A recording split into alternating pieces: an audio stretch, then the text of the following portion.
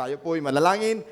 Dakila naming Diyos na makapangyarihan sa lahat, tunay, O Lord, na ina-acknowledge po namin ang iyong banal na Espiritu sa aming kalagitnaan. Inaamin namin na apart of you, we can do nothing. Kaya ang bawat sa amin na naririto at nanonood online ay nasasabik sa iyong presensya, Panginoon.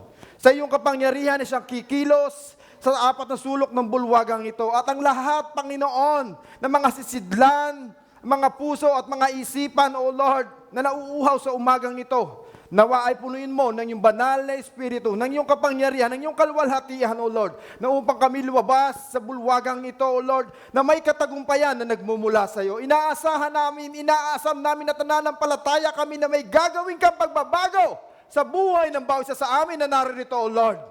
Nagtitiwala kami, nananampalataya sa iyong dakilang mapagpalang kamay sa umagang ito, upang kaming lahat, O Lord, ay makapamuhay na naaayon sa iyong kalooban. Kaya, O Lord, gamitin mo lamang po ako bilang tungtungan ng iyong mga paa, upang ikaw ang mapapurihan, mapasalamatan at maitaas sa aming kalagitnaan. Sa iyo po namin pinagkakatiwala at ibinabalik ang lahat ng ito. Let your will, in your way, in your wisdom, will be done in this morning. In Jesus' name we pray. Amen and amen. Hallelujah! Yung palakpak nga po para sa Panginoon. Yan, hindi po para sa akin. Yan na po ba yung the best na palakpak po natin para sa ating Panginoon? At ako po'y bumabati po ng isang Happy Mother's Day sa lahat ng kananayan. At gayon din po sa lahat ng mga tatay na tumatayong nanay sa kanilang mga anak. At nakatutuwa na talagang pinapakita natin ang pagpapahalaga, pagpapasalamat, at pagpapakita ng malaking pag-asa sa mga anak at sa bawat magulang na magiging magulang balang araw na mayroong magulang na sa kanila aakay, tutulong at tunay na mag-aaruga at maglilid sa mga bagay na dapat nilang gawin sa pagdating ng panahon. At ito nga rin pong buwan na ito, sabi nga po ni Andrew, ay pinagdiriwang din natin ang Lover's Day. Amen? Yan po yung May 1. At nakatutuwa dito po sa ating lugar, ay ating pong pinagdiriwang din ang Cervical Cancer Awareness. Yan po ay sinusulong ng ating mayor dito po sa ating lugar. At ito'y para po pangalagaan ang ating mga kababaihan. Nandiyan po ba mga kababaihan? Dahil nga po talagang makikita po natin yung pagmamahal at pag-aaruga at pagkalinga ng bawat kalalakihan sa mga kababaihan. Talagang very special ang mga kababaihan. Napakaraming okasyon na pinagdiriwang. May Mother's Day na, may Women's Day pa, may birthday pa. Talagang sagana ang mga okasyon para sa mga kababaihan. Dahil ang katunayan, ang mga kababaihan po talaga ay nilikha ng Diyos na espesyal. Naniniwala po ba kayo doon? Talagang nilikha ng Diyos ang mga kababaihan na espesyal. That after the creation that God create, pagkalipas ng 7 araw, ginawa niya ang tao, ang lalaki mula sa alikabok. Kaya wag mo kayong magtaka kung minsan lalaki amoy lupa. Galing sa alikabok. Dahil talagang bunga ng pagpakapagod, pagpakahirap sa paghahanap buhay. Pero ang kababaihan, nilikha ng Diyos. Buhat sa tadyang ng lalaki, sa ribs, sa flesh and bones ng kalalakihan. Ang lahat ng bagay nilikha ng Diyos from nothing, but ang kababaihan, nilikha ng Panginoon ng espesyal na espesyal. Kaya karapat-dapat lamang na sila ingatan. Kailangan sila'y alagaan. Tingnan nyo nga po ang pagpapahalaga natin sa kababaihan sa ating kultura. Pag unang sinilang, Welcome's Day, or meron nga dinagdag, di po ba? Gender reveal. Sa mga buntis, pagka lumabas ang bata, welcome party. Pagdating na 1 taon, meron pang birthday party. Pag 7, 18, magdidibo, 25, hanggang sa ikasal. Talagang napakaganda ng pag-aayos at pagpapakita ng pagpapahalaga sa kababaihan.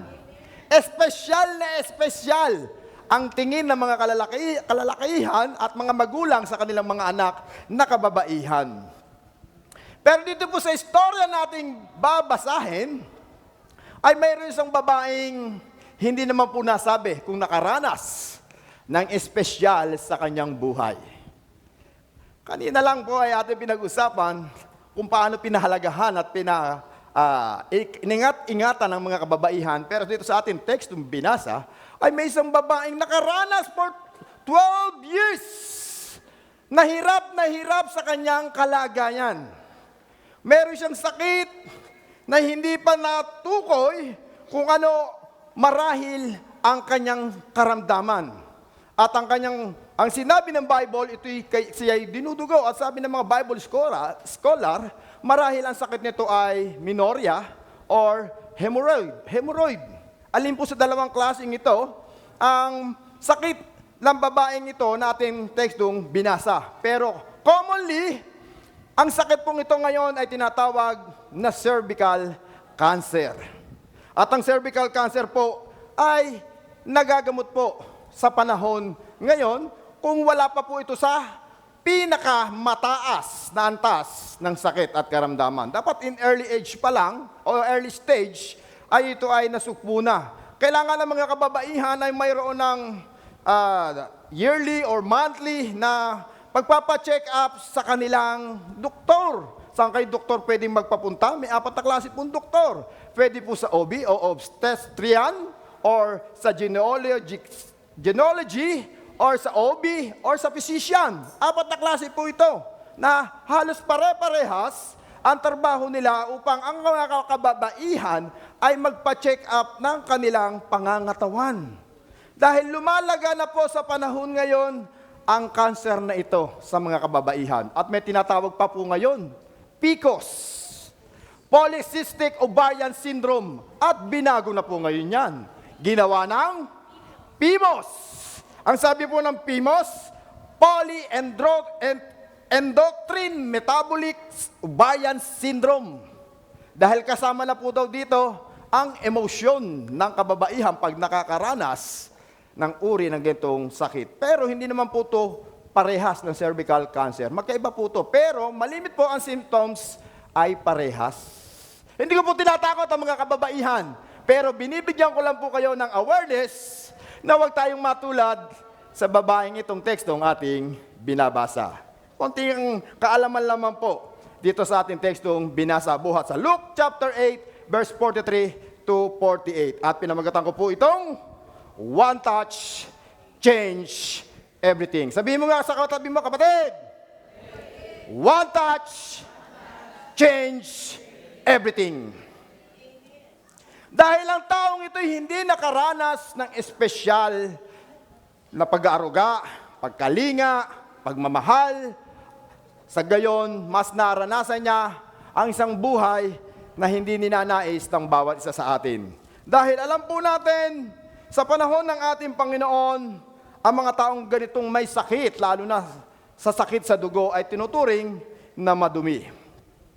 At marami nga pong, tayong mababasa sa Biblia ang ating mababasa, ng istoryang ito, meron pong sa 4 Gospel, ay 3 libro po sa ating mababasa, sa Matthew chapter 9, verse 20 to 22, Mark chapter 5, verse 25 to 32, at itong ating tekstong binasa, sa Luke chapter 8, to 43 to 48. Na mayroong iba't ibang uri ng istorya para higit nating maintindihan at maunawaan ang istoryang ito at lalo tayong makakita ng mas makakapulutang aral buhat sa babaeng dinudugo. Ang nakakalungkot lang po sa babaeng ito ay hindi ito binigyan ng pangalan. Bakit kaya walang pangalan ng babaeng ito? Dahil minsan po ang katotohanan, mas madaling matandaan kapag ikaw ay may issue. Mas kilala ka, mas trending ka, mas popular ka. Tama po ba? Kailan lang po may nag-post akong nabasa sa Facebook, being awareness, ay meron kababaihan pong namatay. Dahil po sa kanyang pag-inject, na hindi ko po alam kung ano po siya, contraceptive po yata yun, sa kababaihan. Isang way para hindi magbuntis. At first time na siya nag-inject, first 2 months, o first month ng kanyang injection, siya po ay nagkaroon ng 2 times a month, nagka-period, na supposed to be ay 1 month, 1 times lang. Tama po ba sa mga kababaihan? Pero siya po ay nakaranas ng 2 times a month. At sumunod na buwan, naging mas malala. Naging araw-araw. Matindi ang kanyang pagdurugo sa kanyang pangangatawan sa paglalabas. Dahil ang atin naman pong katawan, mayroon lang pong 5 bag ng dugo ang ating katawan. Nating pa 500 cc, almost nasa 3 liters lang ang ating laman ng dugo ng ating katawan. Yung iba po noon ay tubig, mostly, at yung iba ay toyo na. Hindi kayo natawa sa joke. May toyo na. Pero ang babaeng ito ay bigla na lang pong binawian ng buhay sa loob lang ng 2 buwan. 2 buwan lang pong dinugo, namatay na. Binawian na ng buhay. Pero ang babaeng ating pinag-aaralan ngayong umaga, 12 years na dinudugo. A woman with the issue. Ang babaeng ito'y may issue. May sakit at karamdaman. May problema, may suliranin, at napakahirap malagay sa isang sakit na walang lunas. Alala ko tuloy yung tatay ko.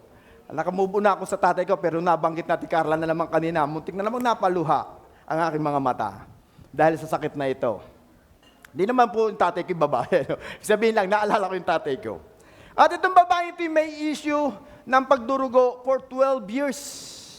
Kung iisipin niyo po, gaano kayang hirap ang dinanas ng babaeng ito para niya lang maitaguyod ng kanyang pamumuhay ang kanyang sarili, malampasan ang problema at suliranin na kanyang hinaharap. For 12 years na nakaratay sa banig ng karamdaman. Ang nakalulungkot, the woman issues is incurable health. Walang gamot. Wala pang natutuklas ang gamot. She had an issue of blood which the Jewish law meant that anything or anyone that she touched would be unclean. Na kapag meron kang uri ng sakit na nito, ang lahat ng iyong hahawakan ay marumi at makasalanan pagka ikaw ay marumi. She had spent all her money on such medical treatment as was available then and still had not been healed and cleansed. Na napuntahan niya marahil ang lahat ng magagaling na doktor.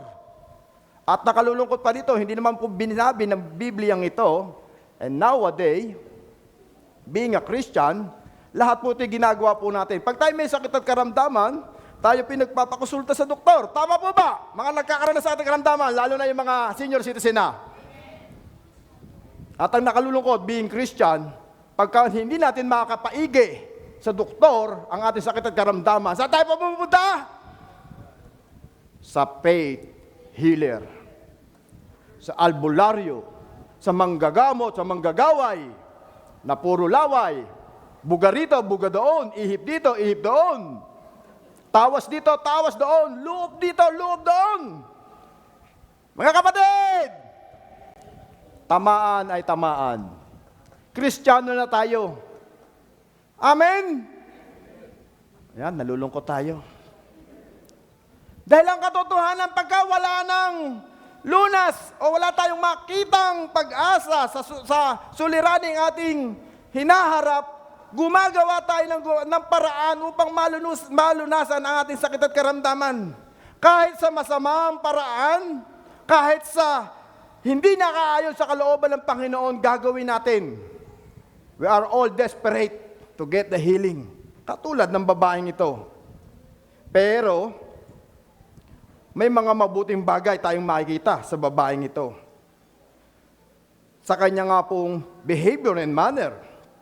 Just imagine po, for 12 years, naparit-parito siya sa doktor, for 12 years of prayer that fell at answer, naparit-parito siya sa loob ng simbahan, naglilingkod, pero hindi nakatatanggap ng kagalingan buhat sa ating Panginoon. 12 years of being told that she was unclean, unworthy, and untouchable. Ang pakiramdam nito, useless na siya. Walang nakikialam, walang pumapansin, at walang nagmamahal. Ouch! Na-experience na po ba natin na ito? Napakiramdam ng mga anak ngayon at mga kabataan dahil sa sobrang sensitive nila ngayon, hindi na sila mahal ng kanilang mga magulang. Kapag napagalitan. Napakasakit na, di po ba? Sa mga kabataan. Salamat sa Diyos at hindi mga sensitive ang narito. Amen? Napakahirap na maranasan ang karanasan ng babaeng ito na siya ituring na marumi, na walang silbi, na walang halaga, at higit sa lahat, pabigat. Pabigat sa pamilya, pabigat sa church, pabigat sa trabaho, pabigat sa society, pabigat sa lahat kung nasaan siya. Dahil napakahirap ng kanyang kalalagayan. Na-experience ko na po one time ang babaeng nakaranas ng dinudugo. At talaga pong 1 metro ang layo niya sa akin, napaka-iba po talaga ng amoy. Malansa. Mas ansansang ng amoy. Pero tignan po siya hinatulan at hindi ko pinakita na ako'y nadidire or natatakot sa kanyang sakit at karamdaman. Pero naramdaman ko, naamoy ko. Malakas po yung aking pangamoy. Naamoy ko po talaga. Talagang amoy na amoy ang lansa. How much more pa itong babaeng ito? Hindi ko alam kung ito'y naliligo. Hindi naman po sinabi sa Biblia. Pero dahil sa kanyang kalalagayan, hindi siya nawalan ng pag-asa. The woman existed hope. Meron siyang pag-asa na darating ang araw, sasagutin ng Panginoon ang kanyang mga dalangin, ang kanyang hinihiling, ang kanyang ninanais, at ang kanyang pinapangarap na kagalingang buhat sa ating Diyos. Sa anumang kaparaanan, hindi po natin alam. This woman says something prophetic in her heart the moment na nadinig niya na ang Panginoong Jesus ay nagpapagaling ng lahat ng uri ng may sakit at karamdaman at ang lahat ng lumalapit sa kanya ay wala siyang ipinahihiya. Nang marinig niya ang pangalang Jesus, kilala po ba natin si Jesus? Parang hindi pa. Kilala po ba natin si Jesus? Our Lord, our Savior. Kilala po ba natin ang ating Panginoon? Na siyang manggagamot, a bountiful giver. Siya ang Diyos na mapagmahal. Siya ang Diyos na hindi nagbabago noon, ngayon at magpakailanman. Nadinig ng babaeng ito na mayroong isang Kristo, isang Jesus na nagpapagaling. Kaya nang madinig niya to, naroon na ang kanyang pag-asa. Nasabi niya, mahawakan ko lamang ang kanyang damit, ang laylayan ng kanyang damit, ako ay gagaling. Wala po siyang sinabing, kung papansinin niya ako, kung titigil siya para sa akin, kung ipagpe-pray niya ako, kung lalapitan niya ako, wala po siya sinabing ganun. But in herself, nagprophetic siyang sinabi sa kanyang sarili, mahawakan ko lamang ang kanyang laylayan ng kanyang damit, ako ay gagaling. Wala isang sinabing kahit na anong dahilan o reason, basta sa puso't isipan niya, gagaling ako. Dapat ganun po tayo mga Kristiyano. Salamat sa nag-amen. Hindi po ako galit. Malakas lang ang boses ko. At dumarating man tayo sa mga problema at pagsubok, alam mo na mayroong Diyos na magliligtas sa iyo. Sa gitna ng crisis, mayroong Diyos na tutulong sa atin. Sa gitna ng sakit at karamdaman, may Diyos na magpapagaling sa atin. Sa gitna ng kalungkutan, mayroong Diyos na co-comfort sa atin. Dapat ganun po yung ating mindset. Ganun yung ating pag-iisip. Sa mga problema sa pagsubok nating nararanasan sa ating buhay, hindi magpo-post sa Facebook, feeling annoying, feeling irritating. At pagka ikay nagalit-galit at nasura-sura, i-mention mo pa. At meron pang makikisaw-saw. Sis, anong problema? PM mo ko. Usap tayo. Pero wala niya sa loob ng church na ito. Amen? Nasa ibang church siguro. Nasa labas. Nakakatulag yung iba, ano mo. Nakakatuwa dito ang sabi niya, what or who they need is Jesus, He is the right one to go. Na wala na siyang iniisip, alam niya, pagagalingin siya ng Panginoon, whatever the cause of the desperation, there's a hope and peace in Him. Na sa Kanya lang, sa Diyos lang natin matatagpuan ang kapayapaan, kagalingan, at kasagutan sa lahat ng problema suliranin na ating nararanasan. At lahat po tayo ay hindi exempted sa lahat ng suffering, struggle, and problem sa ating buhay. Suffering is a part of life. Suffering is a part of being a Christian. Lahat po tayo nakakaranas niyan. At ang mabuting bagay, but Jesus gives us hope. Ba? Walang nakarinig ha? Jesus give us hope. Na alam mo, kung kilala mo si Kristo, meron kang pag-asa kahit ano man ang mangyari sa iyo. At lagi po yang ibinibigay sa atin. Ang actually nga po niyan, ini-invite pa nga niya tayo sa Matthew chapter 11, verse 28 to 30. He invite us to come to Him. Na tayo pumunta. At tayo makakatagpo ng kagalakan. Makakatagpo tayo ng katahimikan sa ating Diyos. At mayroon tayong kapahingahan. Katulad ng katabi mo ngayon. Tingnan mo yung katabi mo nga. Tulog na. Pahingang pahinga. Di po ba? Comfort na comfort ng Panginoon. Feel na feel niya ang presensya ng Diyos. Kahit hindi siya pinaghehele, payapang-payapang natutulog. Sa lakas ko ng boses na ito, nakakatulog pa. Baka po kasi sa kanilang tahanan, hindi na maramdaman ang kapayapaan, katahimikan. Kaya sa loob na ng church niya, ito nararamdaman. Amen? Alalayan nyo lang po yun yung katabi at baka mahulog. Alam mo, baka katulad po yan doon sa Book of Acts nung nangangaral po sa Apostol Paul. 3 palapag ang kinalagpagan.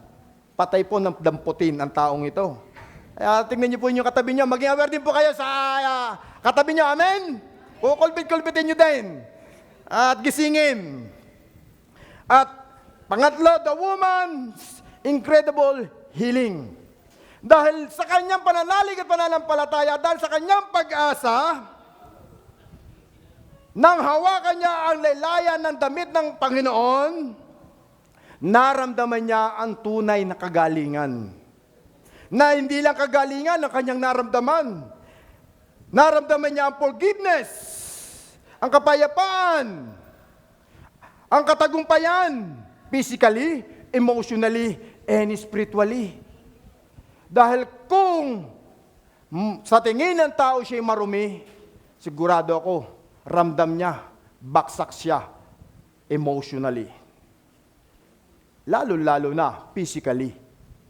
At higit sa lahat, spiritually. Dahil alam niya, kung sino yung mga kapatiran niya at mga nakakakilala sa Diyos, siyang makakaunawa sa Kanya, makakaintindi sa Kanya, pero lahat sila nilalayuan. Kinakatakutan. Kaya tingnan mo nga yung katabi mong yan, sabi mo, kapatid. Sabi mo, kapatid. Salamat sa iyo.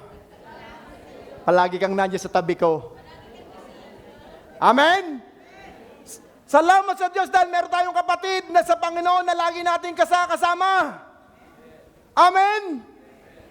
Na lagi tayong iniintindi, inuunawa. Nakalulungkot sa isang taong ito nakararanas ng sakit at karamdaman. Wala ka ng pananalapi, wala ka pang kasama sa buhay. Hindi nabanggit kung nasa ng mga magulang nito. Ang kapatid, relatives. Naramdaman nyo na po ba na kayo maging mapag-isa sa inyong buhay? O gusto nyo maging mapag-isa? Nagnanais nyo po ba na maging mapag-isa sa inyong buhay? Lalo na yung mga may kasawang lalaki o babae o may kalalakihan. Sometimes sabi nga ng mga babae, kung ang aking mga asawa o ang ating mga asawang lalaki ay talagang pasaway, mas okay pa ang maging single. Ano? Kaysa mayroon kang asawang hindi nyo maintindihan. Ano? Masabi ko lang po. Sa nagnanais. Pero yan ay ibinigay ng Panginoon na sa atin. Tanggapin na natin. Ipanalangin natin. Kung sometimes man po ay nakararanas tayo, na tayo ay nag-iisa, huwag po tayong malungkot. Meron tayong mga kapatiran na sa ating tabi. Hindi tulad ng babaeng ito. Nag-iisa. Nalulungkot. Pero nandoon ang kanyang pag-asa sa atin, Diyos. Nandoon ang kanyang malaking pananampalataya na madinig niya na ang Panginoon Diyos ay nanggagamot at kayang pagilingin ang lahat ng uri ng sakit ng karamdaman na ating nararanasan. Ikaw, kapatid, meron ka bang pananampalataya sa atin, Diyos? Amen. Naniniwala ka ba na kayang ibigay ng Diyos ang iyong mga kahilingan at tinanay sa iyong buhay? Amen. Naniniwala ka ba't nananampalataya na may gagawin ang Diyos sa iyong buhay ngayong umaga? Naniniwala at nananampalataya ka ba sa ating Diyos sa umagang ito na siya'y naririto at katatagpuin ka? Parang humihina kayo malakas lang po ba ang boses ko? Dahil kung naniniwala tayo, hindi tayo mabibigo. Hindi tayo mapapahiya. Dahil alam ng Diyos ang kalalagayan mo. Alam ng Diyos ang hinaharap mo, ang nararanasan mo sa iyong buhay. At naniniwala po ako sa tekstong ating binasa mula sa Luke chapter 8 verse 43 to 48. Hindi po ba kayo nagtataka na ang ating Panginoon Diyos ay papunta rin sa isang bahay sa anak ni Jairo na may sakit din, ay kung nasaan nandoon ang babaeng dinudugo? Posible kaya sa inyong palagay na talagang doon dadaan ang ating Panginoon? Posible po ba? Parang hindi naniwala ang iba. Posible, kapatid. Bakit po? Sa Luke chapter 19, kung saan si Zacchaeus ay excited na harapin at puntahan ng Panginoong Jesus, ano po ang sinabi ng Panginoon kay Zacchaeus? Na ano siya sa puno na sikomoro? Ano ang ginawa ni Jesus? Sabi niya, Zacchaeus! Kung ikaw ang tatawagin ng Panginoon, kilala ka, hindi mo naman siya na-encounter pa, pero kilala ka. Pinuntahan siya ng Panginoon. Alam ng Diyos ang kinalalagyan ni Zacchaeus. How much more pa ang babaeng ito? Possible na alam niya kung nasaan ang babaeng ito. Dahil alam ng Diyos na maaring wala ng lakas ang babaeng ito. Madali po ba sa babaeng ito na makuha ang kanyang kagalingan? Hindi. Crowded ang Panginoon ng panahong ito. Napapaligibutan siya ng napakaraming tao. Daig pa nito ang aldab. Sa dami ng tao sumusubaybay at sumusunod. Hindi ko lubos maisip kung paanong pagdidisguise ang ginawa ng babaeng ito. Baka dito nagkaroon ng idea si Senador Bato, nag-disguise nang makalusot. Amen po ba? Abay, imposible ang babaeng ito hindi kilala sa kanilang society na may sakit at karamdaman. At marahil kung ito'y makikita ng mga taong sumusunod sa Panginoon, ipagtabo yan ito. Kapatid, ipagtatabo yan. Pero marahil nag-disguise ang babaeng ito. Hindi ko alam kung paano ginawa niyang pagdi-disguise. Dahil gagawin niya ang anumang bagay na hahadlang para hindi niya maabot at makamit ang ninanais ng kanyang puso. Lalabanan niya ang mga hahadlang. Gagawin niya ang lahat ng paraan. Makamit niya ang ninanais niyang kagalingan buhat sa ating Panginoon Diyos. At kung siya'y nanghihina at nanlulupaypay, ang sabi ng salita niya at pangako niya, ang kanyang paniniwala at pananampalataya, mahawakan ko lang ang dulo ng laylayan ng kanyang damit. Parang napakadaling intindihin, hindi po ba? Dulo ng laylayan ng kanyang damit. Noong araw po ang damit, isang suutan po yan hanggang baba. Hanggang bukong-bukong. Isang buo po yung diretso. Sa madaling sabi, ito po parang damit ng sinusuot ng ibang relihiyon. Hanggang baba. Hindi ko po nalimutan ko kung ano po ang tawag doon. Hanggang baba. Ang kanyang salita, mahawakan ko lang ang dulo ng laylayan. Madaling hawakan kung dito lang kukunin, hahawakan. Ang laylayan hanggang bukong-bukong. Sa makatuwid ng babaeng ito, gumagapa ang kapatid. Maaaring nakadapa. At hindi niya alintana na maaari siyang mapahamak. Maaari siyang mamatay. Maaari siyang mahirapan.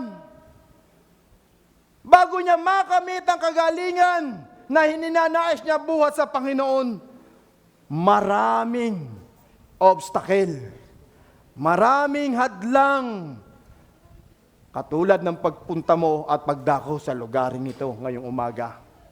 Maraming humahadlang, maraming gumagambala, maraming isipan na dapat kang isipin, lalo na pag naaalala mo ang bayarin sa Meralco. Kami nga po dati binabayaran namin 2.8. Ngayon po times 2, 7.5.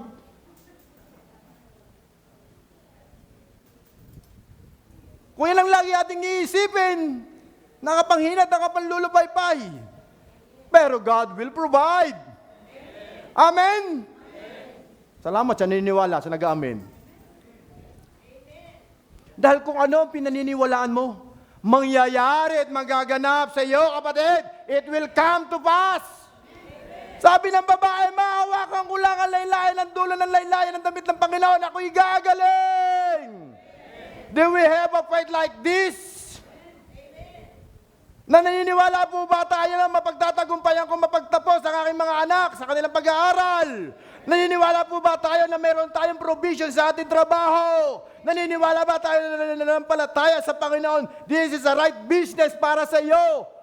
Naniniwala po ba tayo na ito'y para sa iyo ang trabahong nagbukas ng opportunity para sa iyo sa loob ng bansang ito o sa ibang bansa? Naniniwala po ba tayo na ang inyong profesyon na pinag-aaralan ngayon ay para sa iyo? Nananalig po ba tayo at nananampalataya sa ating Panginoon? That all vision that you have will come to pass.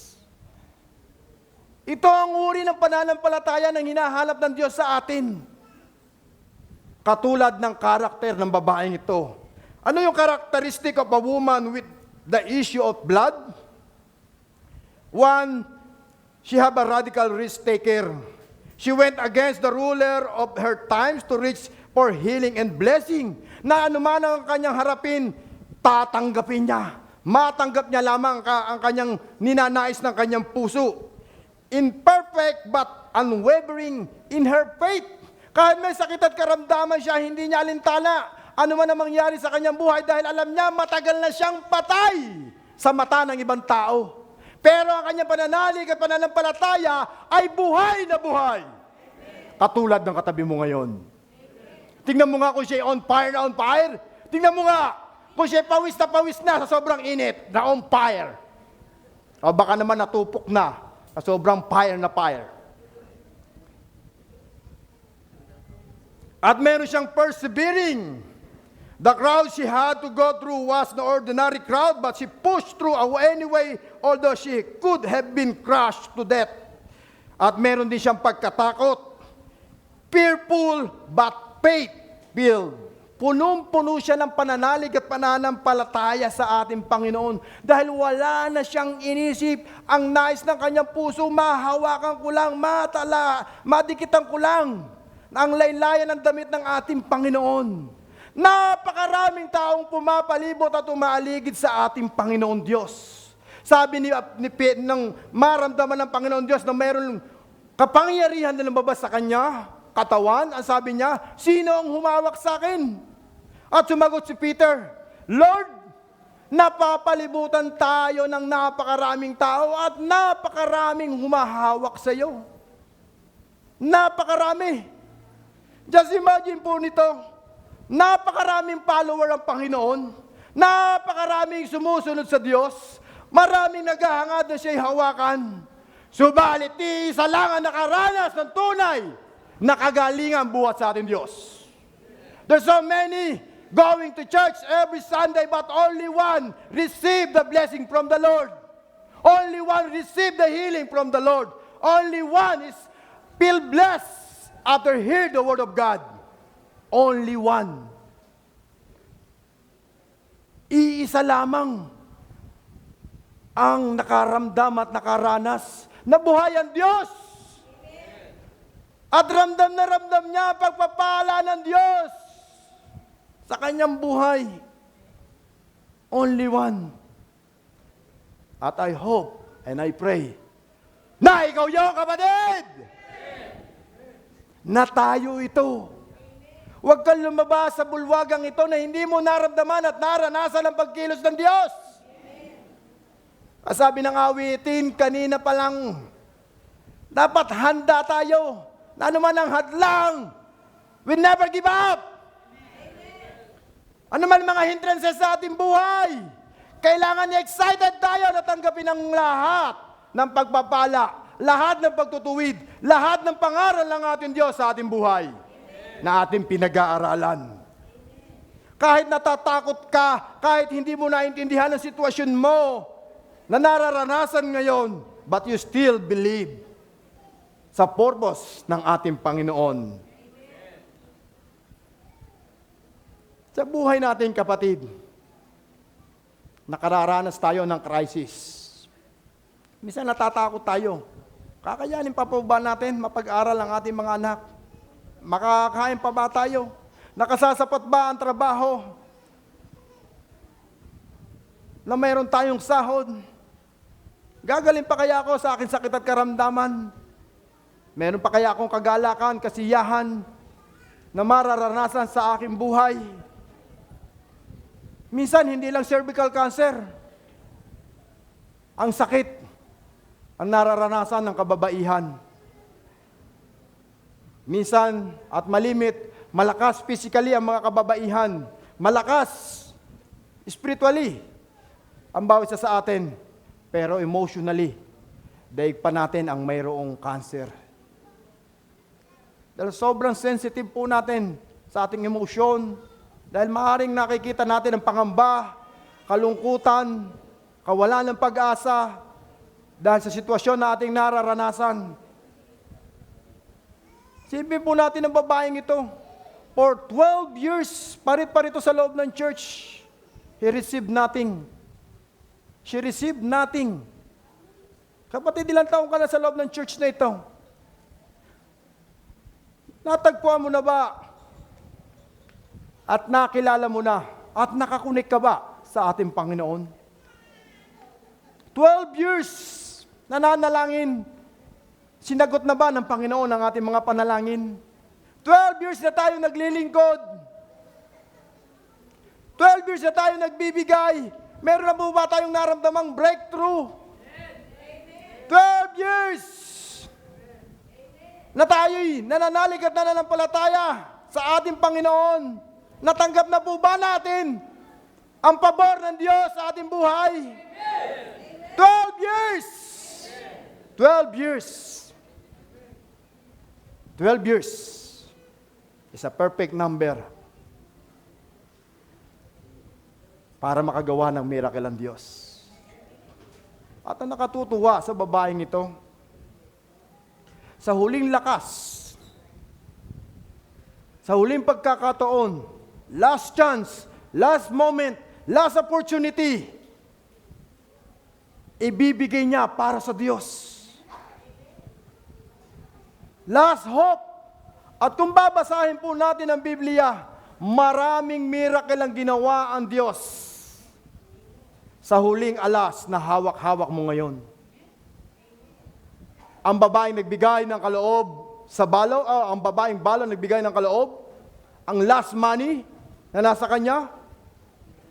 Si Samson na nanalangin sa Diyos, Lord, give me one more chance. Strengthen me. Maging ang Panginoon after the creation of the world, in the last day. Ang sabi ng Panginoon, it's not good for a man to be alone. Ayaw ng Diyos na ikaw'y nalulungkot. Ayaw ng Diyos na ikaw'y manghihinat ng lulupaypay. Ayaw ng Diyos na ikaw'y tumatangis dahil sa iyong mga nararanasan na pagsubok, suliranin sa iyong buhay. It's not good for a man and a woman of the Lord to be alone.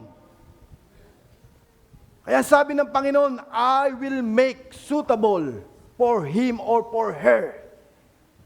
Ang Panginoon mismo ang gagawa ng paraan.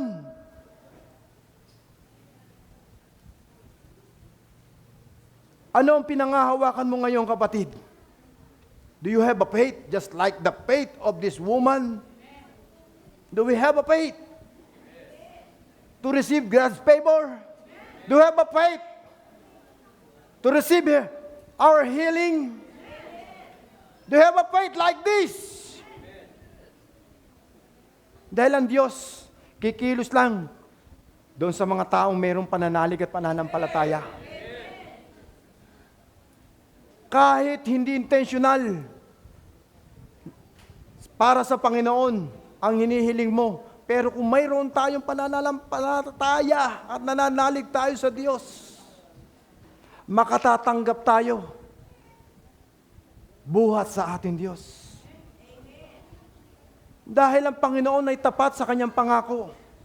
Hindi porkit nakararanas ka ng problema, suliranan ay nagbago na ang Panginoon, kapatid. Hindi porkit kinalimutan mo na ang Diyos, kinalimutan ka na rin, kapatid. Hindi porkit pinabayaan mo na yung pananalig at pananampalataya, yung ministeryo ay pinabayaan ka na ng Diyos, kapatid. Nagbago ka man, pero ang Diyos hindi nagbabago. Dahil ang kanyang pangako ay nananatiling tapat sa bawat nananalig at nananampalataya sa kanya. Kaya kung meron tayong pananampalataya katulad ng pananampalataya ng babaeng ito sa oras na ito, matatanggap mo, kapatid. Matatanggap mo. Kailangan mo ng courage to take the godly step of faith. Strength to push through difficult situation to access the miracle. Knowledge of things that might be standing between you and your faith in God, like erroneous and superstitious belief. And you have daily peace and assurance of your personal salvation in Jesus Christ. Hindi lang kaligtasan ang nais ipagkaloob ng Diyos sa iyo. Natanggap na natin ang kaligtasan buhat sa Diyos. At ngayon, mayroon kang pangangailangan na nais mong maabot. Kung ano yon, hindi ko po alam. Tanging ikaw at ang Panginoon ang mayroong kaugnayan. Ang nais namang Diyos sa umagang ito ay manatili kang nakakunik sa Kanya. Kumunik ka. Ibigay mo ang buong lakas mo, buong kaluluwa, ng buong pag-iisip sa ating Panginoon. At hindi tayo ipapahiya. He will never disappoint us or ignore us.